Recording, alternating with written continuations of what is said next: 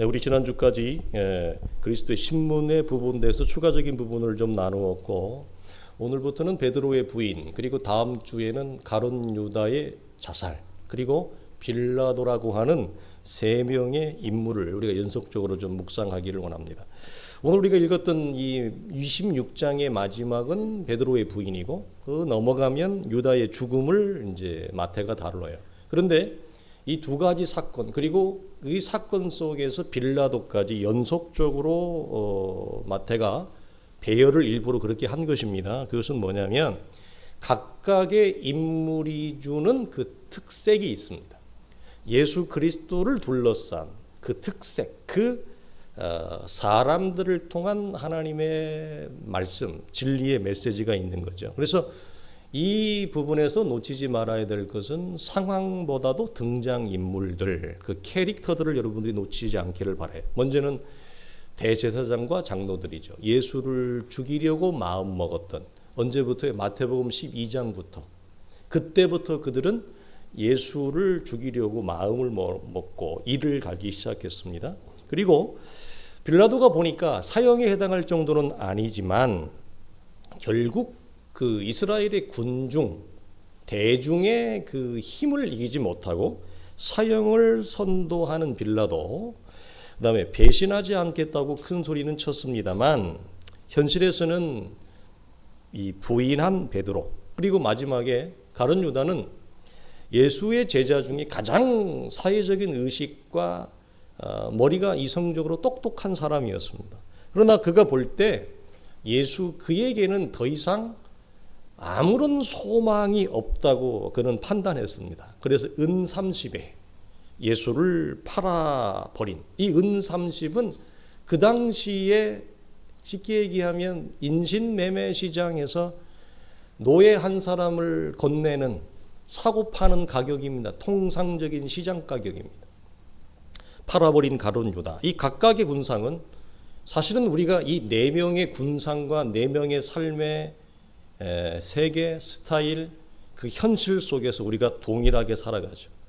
우리가 대면하는 모든 사람들 속에 대제사장과 장로가 있고, 우리가 만나고 겪는 모든 사람들 중에 가룟 유다가 있고 베드로가 있고 빌라도가 있습니다. 우리는 그 속에서 우리의 삶을 살아갑니다. 그러니까 이것은 우리의 현장이, 이 말씀이 열어질 때는 우리의 삶의 빛이 주어지는 것이죠. 베드로의 부인은 사내들인이라고 하는 재판의 문맥에서 봐야 하고, 유다의 성경은 이걸, 우리나라 성경은 니우침이라고 번역을 했는데 니우침이 아니죠. 이건 헬라어를 보면 후회입니다. 후회예요. 자기가 한 행동에서 유다의 후회는 빌라도의 재판이라고 하는 문맥에서 봐야 합니다. 그러니까 사내들인 재판에서는 누구와 누구를 대조하냐면 예수와 베드로를 대조하는데, 예수는 승리하셨다, 베드로는 실패했다.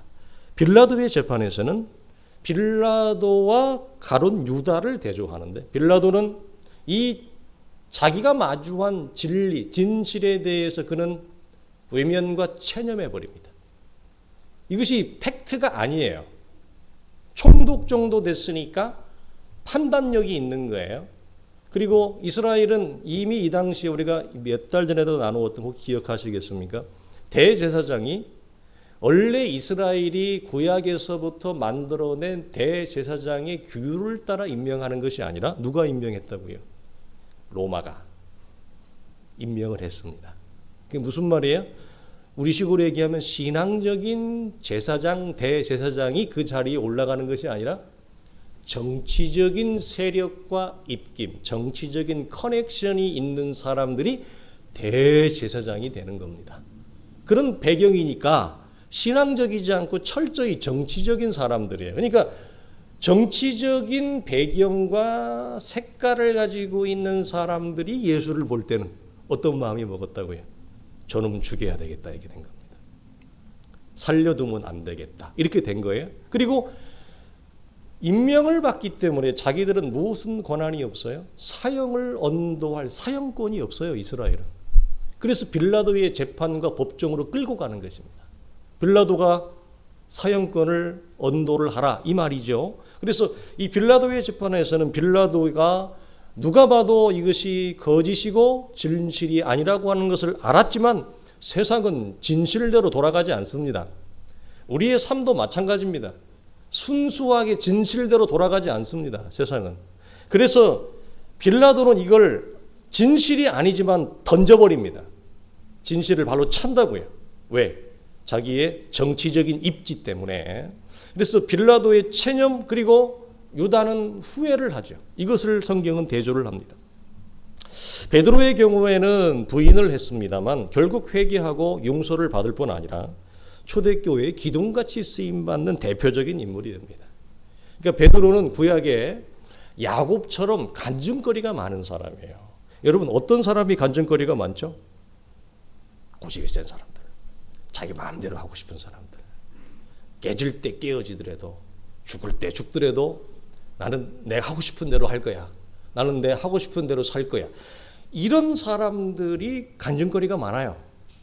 예, 깨진 것이 많으니까, 넘어진 게 많으니까. 그래서 베드로는 믿음의 편차가 큽니다. 중간이 없습니다. 좋을 때와 나쁠 때가 확실합니다. 우리 스타일. 우리 스타일이죠. 네? 확실해요. 그러니까 사실은 믿음의 중간을 간다는 건 실력이 있는 거예요. 그죠? 중간을 간다는 것은 실력이 있는 거예요. 대단한 실력이 있어야 믿음의 고저가 편차가 극적으로 사람이 바뀌는 거예요. 이게 없이 항상 사람이 중심이 있고 안정감이 있고 이게 여러분 실력이 있는 거죠. 내공이 있어야 가능한 겁니다. 그렇지만 유다처럼 자살이라고 하는 자기 붕괴와 자기 죽음으로 가지는 않습니다. 자, 우리가 앞에서 알곡과 가라지의 비유, 그 다음에 양과 염소의 비유에서 강조한 것처럼 주님이 당신이 친히 콜링한 12 제자의 이 그룹 안에서도 무엇이 있어요? 가룟 유다라고 하는 가라지, 가룟 유다라고 하는 염소가 있습니다. 그래서 그 염소는 제자를, 동료를 이렇게 발길질하는 게 아니라 스승을 잡아먹어 버렸습니다. 그러니까 이건 무엇이냐? 이 땅에서는 어떤 교회도, 어떤 목회도, 어떤 신앙인도, 어떤 성도의 삶에서도 무엇이 있다? 필연적인 모순이 있다. 아무리 예수를 잘 믿어도, 아무리 목회를 잘해도 그 안에 피할 수 없는 필연적인 모순이 있다. 그래서 이걸 비극이죠. 그러나 현실입니다. 피할 수 없습니다. 그러니까 믿음의 여정에서 모순은 이런 성격을 가지고 있기 때문에, 피할 수 없는 성질을 가지고 있기 때문에 결국은 어떻게 하느냐? 모순 앞에서 이걸 내가 어떻게 받아들이느냐? 성경적으로, 성경적인 실력으로 어떻게 모순을 내가 풀어내느냐? 어떻게 받아들이느냐? 이해하느냐에 따라서 그 사람의 믿음은 달라질 수밖에 없습니다. 이게 우리의 영적인 기도의 제목과 숙제일 수가 있어요. 그래서 이것을 모순을 그리스도 예수 안에서 하나님의 은혜와 선물로 받아내는 사람이 있고, 이렇게 푸는 사람이 있고, 그리스도 예수 안에서 모순을 나의 하나님의 선물과 축복이 아니라 나를 넘어뜨리는 비극적인 현실이 되어지기도 합니다. 사람 따라 다를 수 있습니다. 베드로의 실패는 곧 우리의 실패를 대변합니다. 대변한다는 것은 그래서 우리도 동일하게 베드로의 걸음, 베드로의 부인이 우리의 삶에 반복적으로 일어나기도 하고 그걸 지나가기도 합니다. 그렇다면 여러분, 베드로가 실패한 가장 근원적인 이유는 무엇일까? 여러분, 베드로가 겁이 많나요? 겁쟁이인가요? 아니면 여러분 베드로의 성격을 보십시오. 두려워하던 사람인가요? 어떻습니까? 아니면 베드로가 볼 때 내 생각과 기대와 달랐기 때문일까요? 예수 그리스도가. 무엇 때문일까요? 여러분, 이것은 부분적인 이유는 됩니다. 겁이 나죠? 그 심판과 신문의 현장 속에 믿었던 스승이 거기에 예수가 혼자 그렇게 서 있는데 겁이 나죠. 두렵죠. 내 생각과 기대와 예수의 길이 다르죠. 그럴 수 있습니다. 그러나 가장 근원적인 이유는 이것은 하나의 예수 그리스도의 십자가와 그리스도의 죽음을 잘못 이해한 내 삶의 어떤 파편과 드러나는 현상에 불과해요. 겁이 많다, 두렵다, 내 생각과 기대와 달라서 거리를 둔다. 이것은 그냥 내 삶에 드러나는 일시적인 현상에 불과해요. 더 근원적인 게 있어요. 그건 뭐죠? 베드로는 그리스도의 죽음을 하나님의 시각에서 이해하지 못했습니다. 즉 성경이 말하는 참다운 그리스도의 십자가의 죽음, 그 죄와 사망의 문제의 차원에서 베드로는 그리스도의 죽음을 이해하거나 정돈하거나 깊은 각성과 묵상의 인식으로 소유하고 있지 못했어요. 이때. 그러니까 나타나는 것이 뭐죠? 겁으로, 두려움으로, 회피로, 내 생각과 다르다, 실망했다, 이런 외형적인 현상으로 여러분 드러나게 되는 겁니다. 이것을 우리가 어떻게 알 수 있느냐? 계집종의 말 한마디에 너도 같은 그 당 아니냐? 너 예수 믿었잖아. 너 예수 따라다녔잖아. 이 말 한마디에 벌벌 떨던 베드로가 사도행전 4장에 가면 이렇게 바뀌잖아요. 베드로가 성령이 충만하여 이르되 백성의 관리들과 장로들아 만일 병자에게 행한 착한 일에 대하여 이 사람이 어떻게 구원을 받았느냐고 오늘 우리에게 질문한다면 너희와 모든 이스라엘 백성은 알라 들으라 너희가 십자가에 못 박고 하나님이 죽은 자 가운데 살리신 예수 그리스도의 이름으로 이 사람이 건강하게 되어지고 너희 앞에 섰느니라.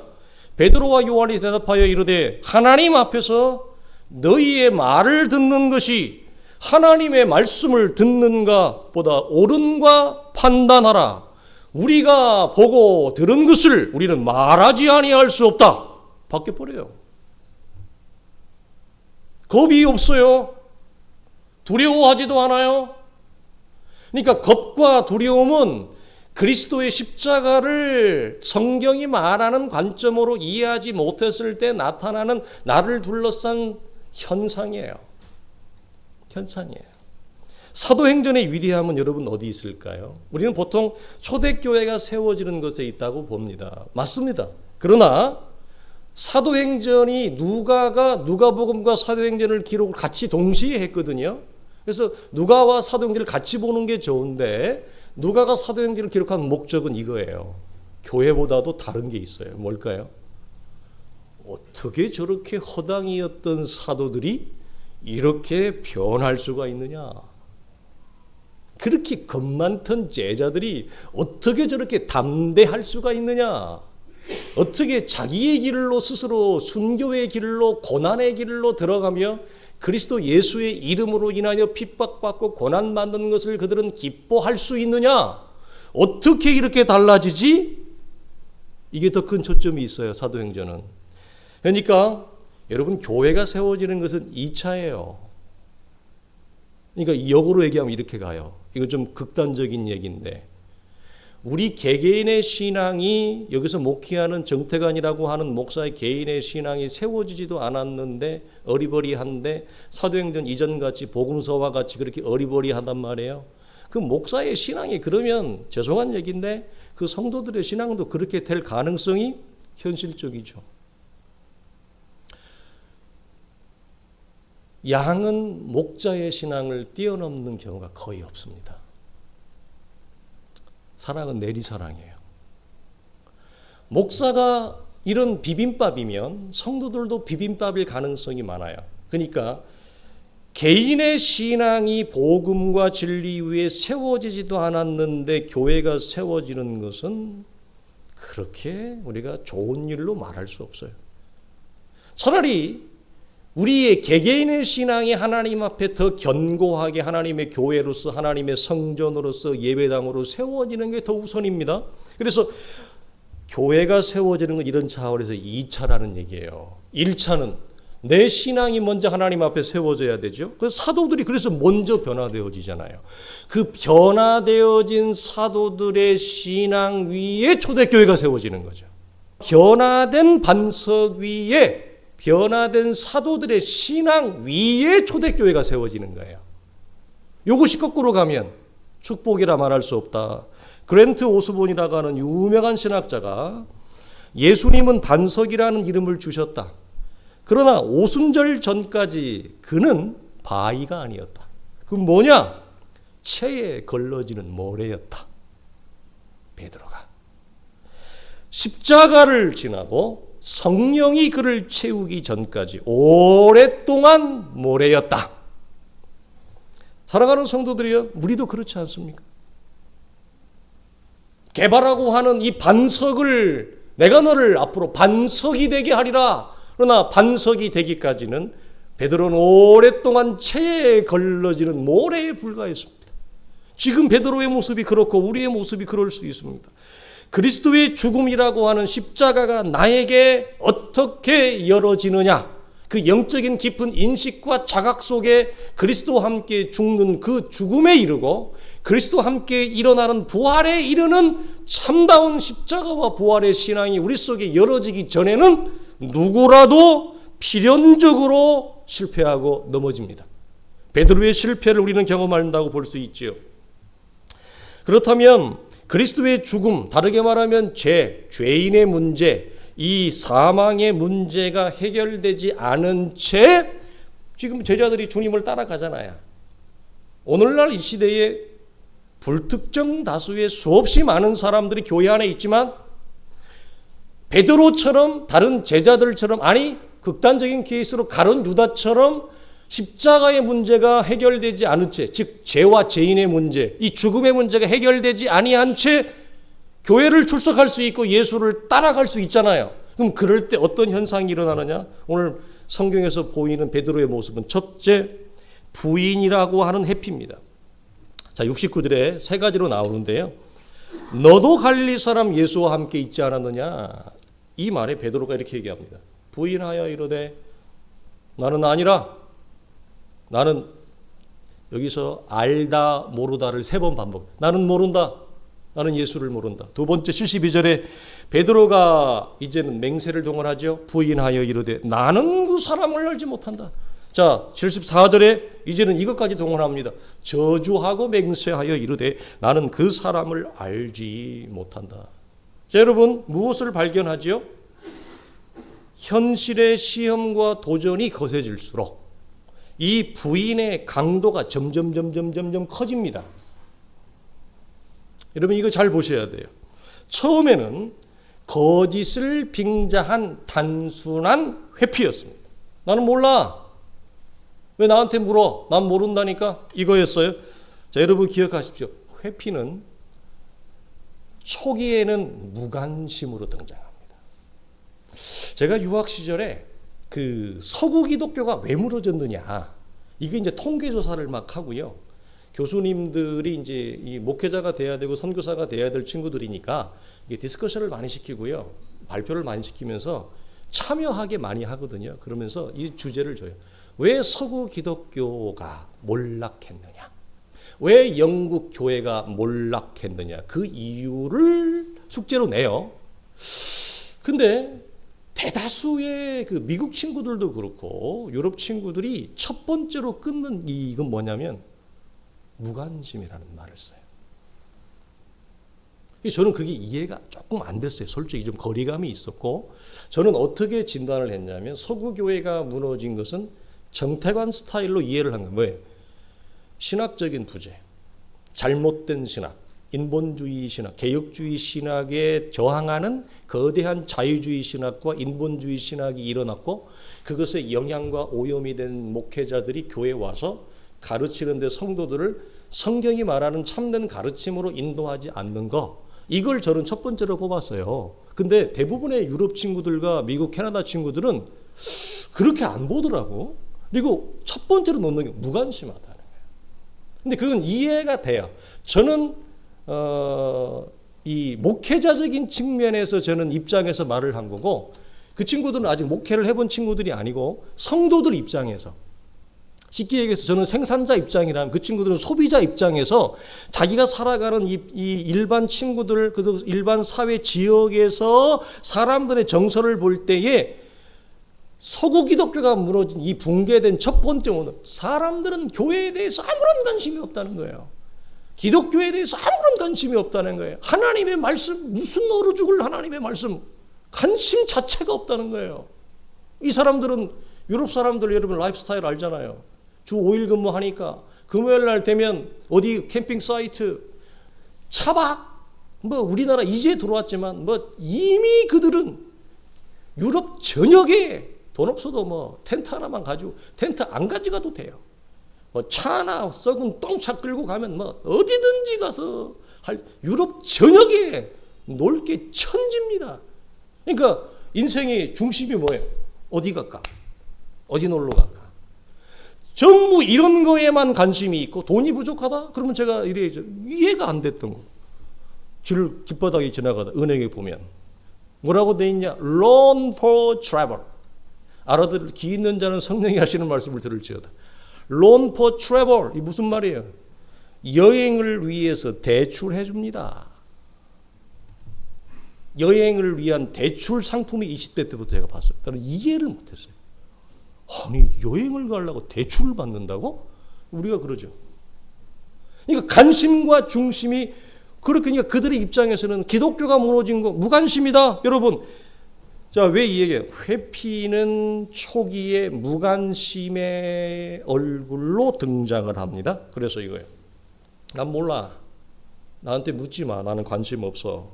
이것은 나는 동참하지 않겠다라고 하는 자기 의지의 표현이거든요. 여러분, 이게 시간이 지나면 이 무관심은 더 강한 부인으로 나타납니다. 더 강한 부인이란 이거죠. 두 번째, 나는 그 사람을 맹세하여 알지 못한다? 내가 하나 봐. 난 절대 안 해. 왜 나만 해야 돼? 왜 나만 해야 돼? 난 절대 안 해. 내가 뭐 하려고 해? 지난주에 내가 무슨 일을 당하려고 그래? 자, 여러분, 이 정도까지 오면 여러분 영적인 경고등, 빨간 신호등이 나한테 켜진 거예요. 이제 뭐만 남았어요? 이 사람은 떠나기만 하면 돼요. 이 사람은 어떤 일, 어떤 계기가 일어나면 떠납니다. 74절에 저주하고 맹세하여 이르되 나는 그 사람을 알지 못한다. 이 말은, 이 역으로 얘기하면 무슨 말이냐면 이거예요. 내가 만약 예수를 안다면, 이 말이 나에게 저주가 임해도 된다. 나에게 저주가 임하는 것을 허락한다는 얘기입니다. 굉장히 강력한 부인이에요. 그러니까 끝판왕이에요. 부인의 끝판왕이에요. 내가 저주를 받아도 돼. 이 정도로 말을 하는 거예요. 그러니까 이 마지막 베드로의 부인은 우리가 한 몇 주 후에 제가 이 핏값을 한번 설교를 하려고 하는데, 우리가 인생을 살아가면서 하나님 앞에 우리가 인간의 관계성 속에서 하나님이 반드시 가인과 아벨에서부터도 나오죠. 내 동생을 죽인 그 피가 땅에서부터 나에게 소리를 친다. 핏값을 얘기해요. 예수 그리스도의 핏값뿐만 아니라 피의 값을 하나님이 카운트하고 있다는 사실. 그래서 여기서 베드로의 부인은 예수를 죽인 핏값을 이스라엘이 뭐라고 그랬죠? 우리와 우리의 대대 후손에게 돌리라. 우리가 받겠다 그랬어요. 이거 엄청난 거거든요. 엄청난 거예요, 이게. 그러니까 여러분이 살다가 정말 악인 중에 악인을 만나고 사람 같지 않은 사람을 만나서 여러분이 온갖 고난과 핍박을 받거든, 예수 그리스도의 이름으로 이렇게 얘기해요, 속으로. 하나님은 그 악인이 나에게 자행한 핏값을 그 사람에게 다 신원합니다. 이게 얼마나 여러분 무섭고 공포스러운 일인지 몰라요. 사람들은 그래서 뭐라고 얘기해? 내가 오늘 악을 자행해도 하나님의 징계와 심판이 없으므로 더 악을 자행하는 것에 대해서 담대해진다는 거예요. 하나님이 반드시 그 영혼에게 핏값을 찾습니다. 제가 이런 적이 없는데 제가 정말 고통스러우면 이 얘기를 합니다. 하나님이 네 핏값을 내 영혼에게 받으라. 죽는 거예요. 죽는 거예요. 무서운 것입니다. 베드로의 부인은 예수의 핏값을 우리와 우리의 후손에게 돌리라고 아우성쳤던 이스라엘의 부인과 다를 바가 하나도 없어요. 왜? 이 마지막은 뭐라고? 내가 저주받아도 돼. 내가 저주받아도 돼. 그러 정도로 나는 예수를 몰라. 이 말이니까. 그러니까 훗날 초대교회의 기둥같이 쓰임받은 이 자기 자신을 베드로가 볼 때 얼마나 감격스러웠겠어요. 내가 이렇게 험악하게 예수 나의 스승을 내가 대했는데 그가 나에게 잘못한 것도 없고 그가 나에게 악을 행한 것도 없고 그런 오직 의와 선과 진리를 나에게 행했는데 나라는 이 인간의 이 미천함은 스승을 내가 저주를 받을지언정 나는 당신을 모른다. 이런 식으로 일관했던 자기 자신의 이 부끄러운 죄악이기 때문에 베드로가 뭐라고 얘기했다고요? 나를 거꾸로 매달아 주십시오. 이것은 이런 자신을 용서하시고 초대교회의 대표적인 인물로 그것도 하나님이 세우시잖아요. 그것도 위대하게 쓰잖아요. 어떻게 이런 악인 중에 악인을 하나님이 씁니까? 우리가 나누었어요. 아론이 여러분 대제사장 될 만한 사람이 아니에요. 아론은 말을 잘하는 사람이었어요. 굉장히 설득력 있는 현실적인 말을 잘하는 사람이었어요. 그래서 하나님이 모세가 그런 말의 재주가 없으니까 아론을 붙여서 이스라엘의 대변자 역할로 아론을 세운 거예요. 근데 아론이 그렇게 하던가요? 안 해요. 안 한다고요. 그리고 금송아지를 만드는데 그 똑똑한 언변과 실력으로 모세를 돕는 것이 아니라 여호와 우상을 만드는 데 쓴단 말이에요. 그 똑똑한 언변을. 죄인 중에 죄인이죠. 바울이 얘기했던 것은 괴수 중에 괴수인 거예요. 근데 그런 아론을 뭐 볼 게 있다고 하나님이 이스라엘의 최초의 대제사장직을 허락하십니까? 은혜입니까? 자기의 실력입니까? 은혜죠. 베드로가 자기의 실력으로 기둥같이 쓰임받은 게 아니에요. 초대교회에. 이런 미천한 나를 하나님이 용서하시고 나 같은 것을 하나님이 초대교회의 대표 사도로 세웠다. 이 부끄러움과 미안함에 대한 베드로 사도의 최소한의 인간적 의리와 도리의 표현이 뭐였냐? 나를 거꾸로 매달아 주십시오. 실제로 거꾸로 매달랐어요. 베드로가. 그러니까 우리가 복음서를 나누면서 복음서 중간 즈음에 마태, 마가, 누가에 나오는 거. 누가 이 은혜가 크냐? 죄사함의 감격이 큰 사람들. 그러니까 한 번도 죄를 안 지어보고 한 번도 넘어지지 않고 자기는 잘 사는 사람들이 아니라 하나님 앞에 심각한 죄를 범하고 큰 은혜를 받았으나 말할 수 없이 넘어져 본 그 속에서 하나님의 그 탕자의 탕감의 은혜를 받은 자들이 무엇이 크다고요? 그 은혜의 감격이 큰 거예요. 그러니까 넘어질 때는 넘어져야 돼요. 넘어질 때는 넘어져야 돼요. 코도 한번 깨져보고 머리도 한번 깨져볼 정도로 피가 흘릴 정도로 넘어지는 것도 은혜라고 할 수 있어요. 자, 여러분, 두 번째는 어려움을 회피합니다. 십자가가 해결되지 않은 죄 따라갈 때 이건 어떻게 보면 당연한 거예요. 우리가 고난을 감내할 수 없어요. 제자들이 다 도망가는 이유가 이것 때문에 그렇거든요. 왜 그렇죠? 힘이 없는 걸 어떻게 해요? 견뎌낼 힘이 없어요. 이겨낼 힘이 없는데 어떻게 해요? 그러니까 시험이 오면 넘어지고요. 모두 다 이 제자들이 지금 어떤 특징을 가지고 있는 주님이 안타깝게 내뱉었던 그 외마디가 있어요. 그 겟세마네 동산의 기도에서 마음은 원이구나. 그런데 육체가 따라오지를 못하는구나. 마음은 원이로되 육체가 약하구나. 다 이 상태예요. 무엇이 해결되지 않은 채 예수 그리스도의 십자가의 죽음, 그것이 나에게 열어지지 않을 때는 마음은 진심이지요. 열정도 있어요. 정성도 있어요. 성의도 있어요. 그런데 그걸 현실에서 유지하고 지켜낼 힘이 없다는 거예요. 다르게 말하면 아직은 그분의 영혼과 믿음이 하나님과의 깊은 생명적 관계 속에 아직 들어가 보지 못한 것입니다.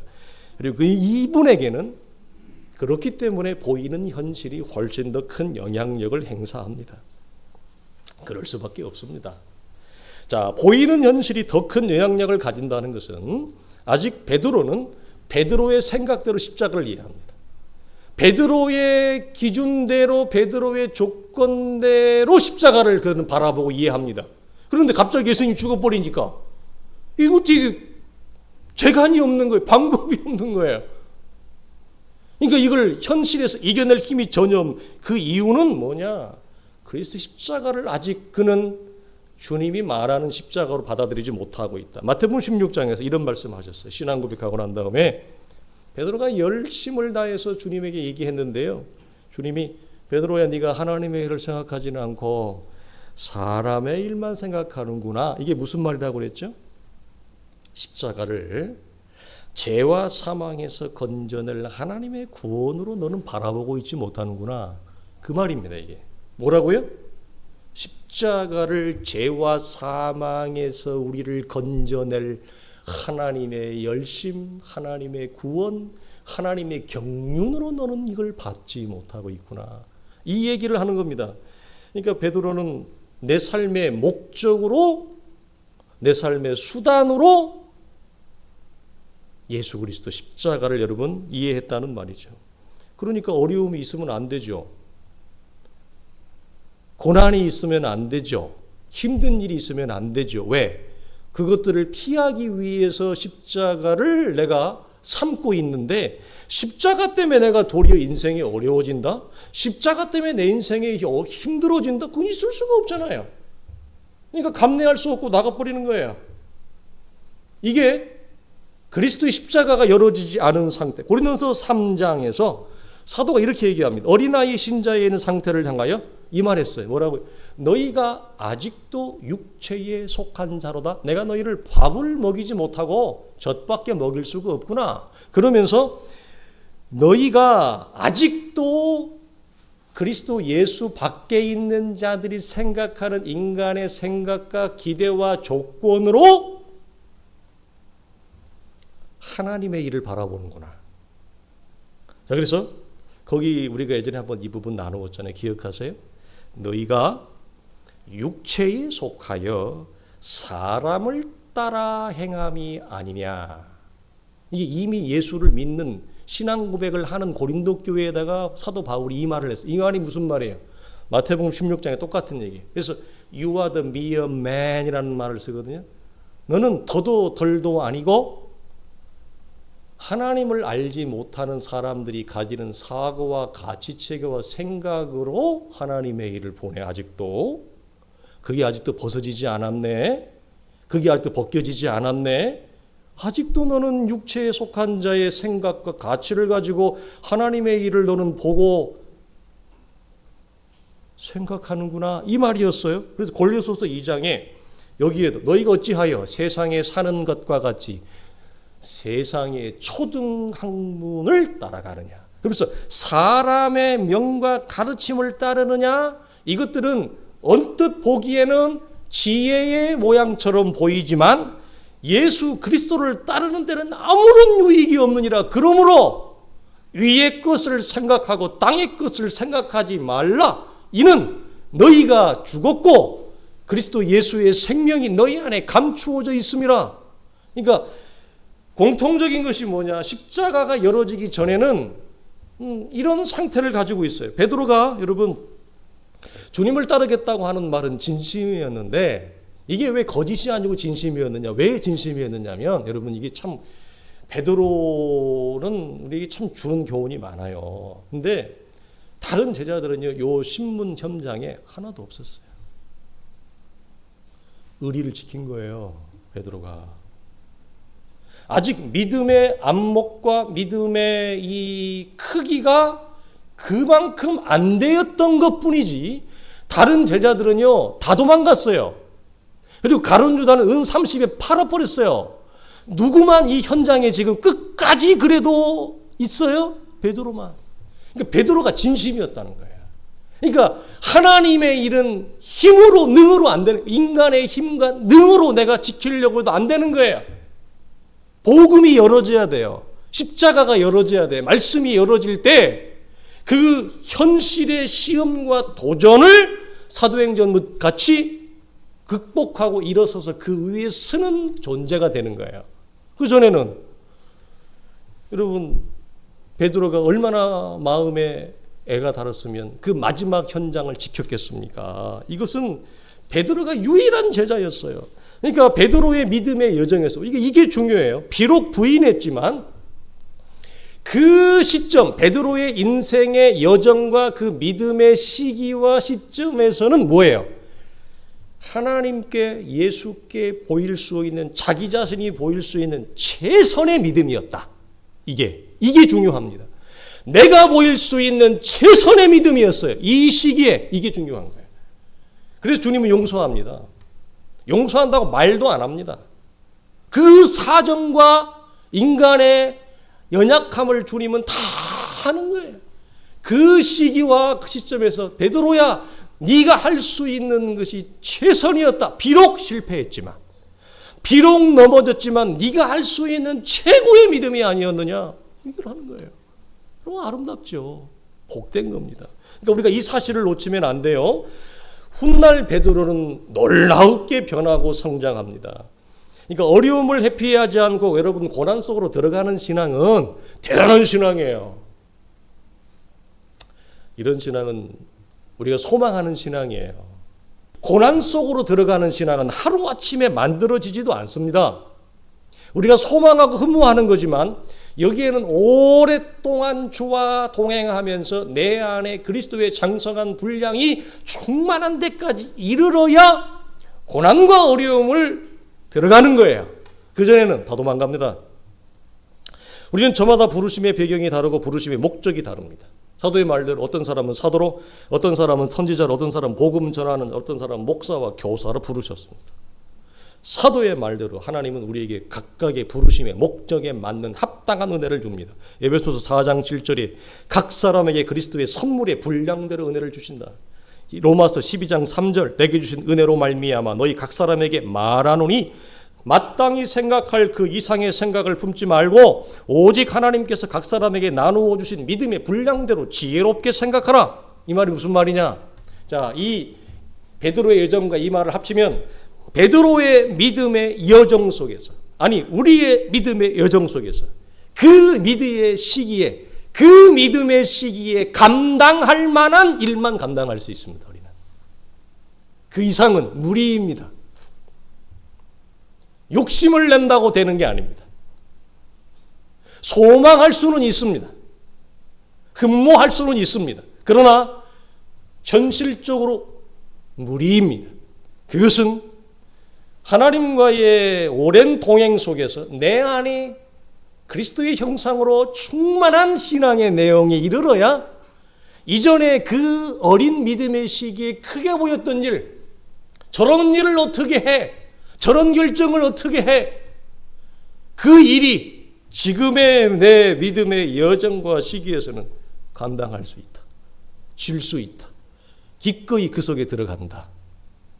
이게 되는 거예요. 그러니까 신앙은 내가 과욕을 부린다고 해서 되는 게 아니에요. 하나님 앞에 우리가 견뎌내야 될 시간을 다 견디고 겪어야 될 일들을 다 겪고 그 속에 무엇이 부인, 실패, 회피, 도망, 아우성 이런 것들을 다 겪어야 돼요. 그래서 시편의 기자처럼 내가 하마터면 하나님이 없다고 말할 정도까지 갔다. 거기까지 가는 거예요.